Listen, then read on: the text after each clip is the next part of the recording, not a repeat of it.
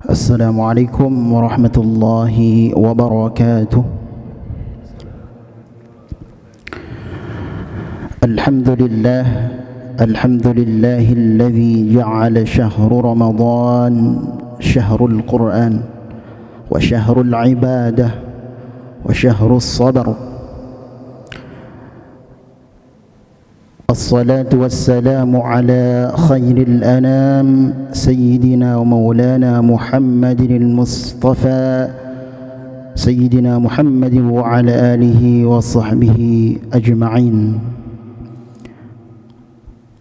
قال رب اشرح لي صدري ويسر لي أمري واحلل عقدة من لساني يفقه قولي. أما بعد.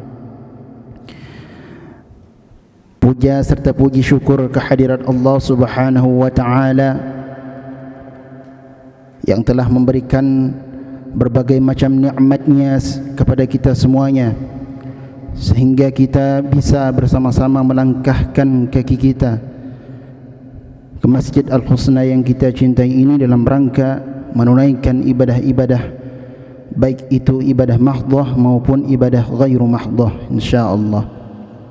Salawat serta salam semoga tetap tercurah limpahkan kepada junjungan kita Nabi Muhammad sallallahu alaihi wasallam, kepada keluarga, sahabat dan pengikutnya, dan kita selaku umatnya semoga senantiasa istiqamah mengikuti, meneladani apa yang diajarkan oleh baginda Rasulullah sallallahu alaihi wasallam hingga yaumul qiyamah. Amin Allahumma amin. Sebelumnya saya ucapkan terima kasih jazakumullah khairan katsira kepada Ustazuna Ustaz Sabit Imanuddin yang berkali-kali menambahkan nama di akhir nama saya Al-Malibari. Jadi saya teringat kalau menyebut nama Al-Malibari, ada seorang ulama Zainuddin Al-Malibari. Beliau mengatakan di dalam kitabnya Fathul Mu'in berkaitan dengan detik-detik bulan Ramadan akan berakhir, Syekh Zainuddin Al-Malibari mengatakan setidaknya apa yang dikatakan oleh beliau, 3 yang dianjurkan oleh beliau ini juga mengutip sebagaimana yang diajarkan oleh baginda Nabi Muhammad sallallahu alaihi wasallam. Ketika Ramadan hendak meninggalkan kita, maka minimal 3 yang harus kita fokuskan. Yang pertama adalah berbanyak sedekah, yang kedua perbanyak membaca Al-Quran, qiraatul Quran, yang ketiga yakni memaksimalkan qiyamul lail. Untuk apa? Meraih malam Lailatul Qadar insyaallah. Sekali lagi terima kasih Syekh Sabit Imanuddin. Mudah-mudahan saya mendapatkan barakah seperti Syekh Zainuddin Al-Malibari insyaallah. Hadirin jamaah salat tarawih yang dimuliakan Allah Subhanahu wa taala. Mohon izin sebelumnya apabila materi yang saya sampaikan kurang berkenan atau kurang puas terhadap para jamaah, karena memang malam ini adalah jadwalnya guru kita Ustaz Arifin Jaidiningrat.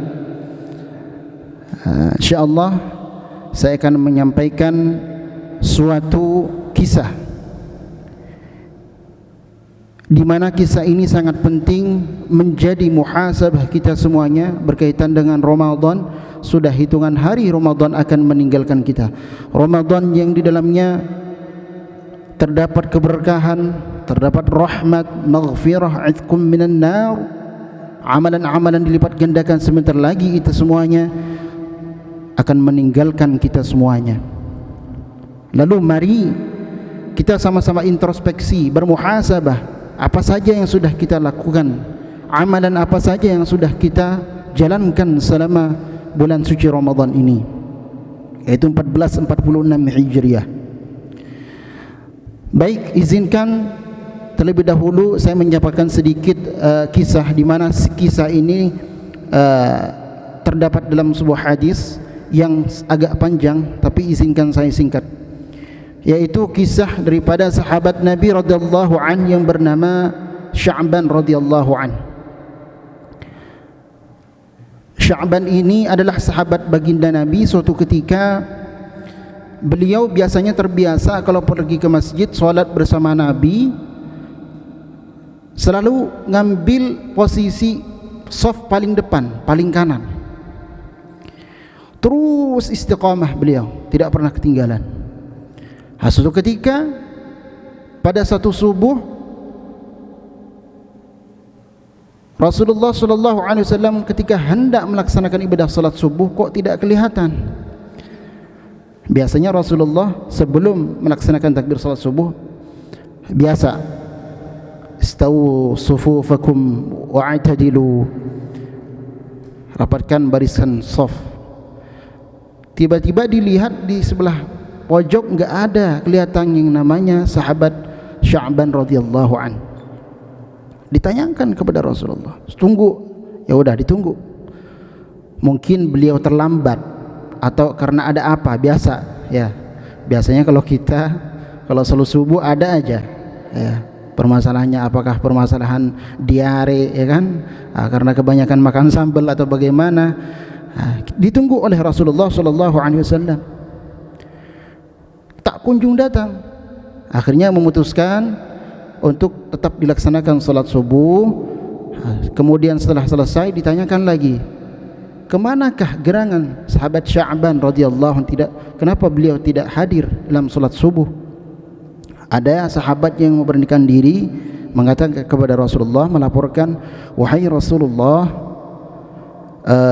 saya mengetahui rumahnya sahabat Sya'ban radhiyallahu an. Mungkin lebih baik mari kita sama-sama jenguk ke rumahnya. Barangkali sahabat Sya'ban ini sakit atau sedang tidak sehat. Kemudian diputuskan jaraknya dari Masjid Rasulullah sallallahu alaihi wasallam ditempuh dengan jarak 3 jam. Bayangkan, Masya Allah. Tapi sahabat Sya'ban tiap hari istiqamah. Kemudian di satu waktu itu beliau tidak hadir. Singkat cerita, sampai rumahnya, tok tok tok, assalamualaikum. Dijawablah, tapi yang menjawab bukan suara laki-laki, tak lain dan tak bukan adalah istrinya Sya'ban. Waalaikumsalam ya Rasulullah. Nangis sambil terseduh-seduh. Kenapa engkau menangis?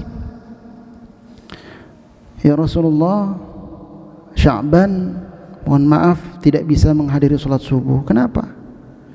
Karena Sya'ban suami saya sudah wafat, meninggal dunia beberapa hari lalu.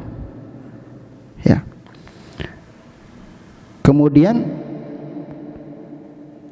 lalu apa yang engkau ketahui ketika Sya'ban hendak meninggal dunia?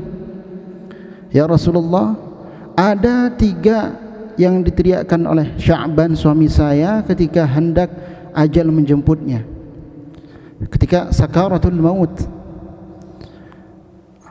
Kenapa itu ya Rasulullah? Lalu Rasulullah diam sejenak dan membacakan surah Qaf ayat 22. A'udzu billahi minasyaitonir rajim. Laqad kunta fi ghaflatin min hadza فكشفنا عنك غطاءك فبصرك اليوم حديد. Itulah, sungguh pada saat hari ini engkau fi ghaflatin min hadza, selama hidup berada dalam kesesatan. Fakashafna anka ghita'aka, maka hari ini akan aku buka penghalang yang menutupi matamu. Fabasaruka al-yawma hadid, maka sungguh penglihatan seorang pada saat itu sungguh betul-betul tajam karena tidak ada penghalang. Itulah yang dialami oleh Sya'ban. Maka singkatnya, apa saja 3 kalimat sebelum ketiga kalimat yang diucapkan oleh Sya'ban sebelum beliau dinazah oleh Allah. Yang pertama, aduh ya Allah, kenapa tidak lebih jauh lagi? Ini ada maknanya, kenapa tidak lebih jauh lagi? Karena beliau hanya itu aja yang disebutkan, enggak tahu istrinya. Apa maksudnya Rasulullah? Dijelaskan semasa hidupnya Sya'ban ini ketika bepergian dari rumahnya ke masjid Rasulullah hanya ingin melaksanakan solat bersama Rasulullah, solat berjamaah, ditempuh dengan 3 jam. Bayangkan, itu diperlihatkan oleh Allah pahalanya, ganjarannya. Maka teriakannya, aduh ya Allah, kenapa tidak jauh lagi? Beliau ingin lebih jauh lagi daripada 3 jam ditempuh perjalanan itu. Lalu yang kedua apa yang diterangkan oleh Sya'ban? Yang kedua adalah, aduh kenapa tidak yang baru? Pada suatu ketika Sya'ban ingin berangkat subuh-subuh ke masjid Rasulullah, lalu kemudian beliau seperti biasa, karena dingin. Kalau di Madinah itu sangat dingin sekali kalau musim dingin, apalagi akhir-akhir tahun. Beliau itu mengenakan dua lapis gamis. Gamis yang paling dalam adalah gamis yang baru, gamis yang paling luar gamis yang lama, yang sudah lusuh. Hanya ingin agar supaya tidak terlalu kedinginan ketika di perjalanan. Ketika di perjalanan ketemulah dengan seorang yang sangat kedinginan sekali, sehingga kalau Sya'ban tidak membantunya, seorang ini dikhawatirkan akan meninggal.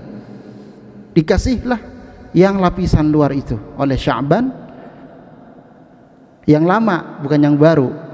Maka di situ ketika hendak dinazak sakaratul maut, disingkap oleh Allah sebagaimana surah Qaf tadi yang disabdakan, yang disampaikan, dibacakan oleh Rasulullah SAW. Berbagai macam kenikmatan itu yang lusuh, apalagi yang baru. Lalu yang ketiga apa? Teriakan daripada Sya'ban adalah, aduh kenapa tidak semuanya? Aduh kenapa tidak semuanya? Apa kira-kira maksudnya? Suatu ketika pagi-pagi Sya'ban ini ngopi-ngopi biasa. Kalau di Saudi Arabia itu futurnya, sarapannya biasanya kopi, kopi sama roti sama susu biasanya gitu, gahwa syahi namanya. Jadi kebetulan Sya'ban punya satu potong roti. Ada pengemis ngetok pintunya rumahnya Sya'ban. Assalamualaikum, salam. Ya sahabat Rasulullah, saya 3 hari tidak makan, tolong bantuannya. Bukan kayak model-model sekarang. Kalau dulu benar-benar lapar 3 hari tidak makan, ya percaya. Kalau sekarang mungkin bisa jadi modus. Jemaah yang dimuliakan Allah Subhanahu wa taala, apa yang dilakukan oleh Sya'ban? Sya'ban tidak sungkan-sungkan membagi rotinya menjadi dua belah. Satu belah untuk Sya'ban, satu belah untuk orang tersebut, dan juga sama susunya dibagi 2. Dari situlah, dari apa yang dilakukan oleh Sya'ban ini, sedekah walaupun kecil tapi membantu orang betul-betul kelaparan. Disitulah ketika hendak sakaratul maut diperlihatkan oleh Allah Subhanahu wa taala sebelum dinazak, maka disitulah nikmat-nikmat diperlihatkan. Makanya beliau tak heran, kenapa tidak semuanya ya Allah? Itu maksudnya yang dijelaskan oleh Rasulullah SAW. Jemaah salat tarawih dengan Allah Subhanahu wa taala, artinya apa? Sya'ban ini tidak menyesali perbuatannya, melainkan menyesali kenapa tidak maksimal. Hikmah apa yang dapat kita ambil? Umur kita saat ini Allah berikan kesempatan. Sebelum sampai Ramadan, bulan Rajab, bulan Sya'ban sebelumnya, kita selalu Allahumma barik lana fi Rajab wa Sya'ban wa ballighna Ramadan. Berikanlah kami keberkahan di bulan Sya'ban dan bulan Rajab dan Sya'ban, dan sampaikanlah umur kami di bulan Ramadan. Sekarang Allah sudah sampaikan umur kita di bulan Ramadan, apa dan amalan apa saja yang sudah kita bisa maksimalkan.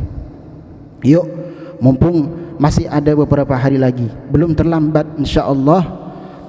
Dari amalan-amalan kita, apakah amalan sedekah, amalan baca Al-Quran kita, setiap hurufnya dilipat gandakan oleh Allah Subhanahu wa taala, dan qiyamul lailnya. Lan tarji'al ayyamul lati madat, waktu yang telah berlalu, hari-hari yang telah kita lewati tidak akan pernah kembali. Maka mari jemaah yang Allah Subhanahu wa taala kita maksimalkan, upayakan memaksimalkan sisa-sisa bulan Ramadan yang akan kita jalani ini. Demikian Mohon maaf kurang lebihnya. Hadanallahu wa iyyakum ajma'in. Assalamualaikum warahmatullahi wabarakatuh.